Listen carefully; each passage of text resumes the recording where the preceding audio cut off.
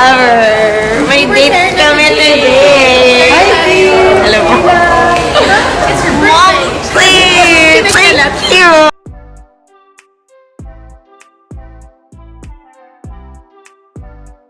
Hindi pa tapos ang birthday celebration ni Chinita Princess Kim Chiu.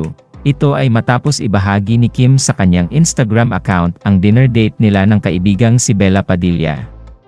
Matatandaan na sinurpresa kanina ni Bella si Kim Chiu sa birthday prod nito sa It's Showtime.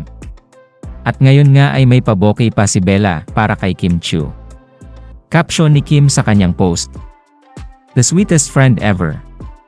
May pabokeh pa. Thank you, Momsy. Love you so much, Bella. The sweetest friend ever!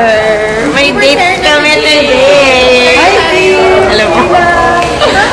Mom, please! Thank you!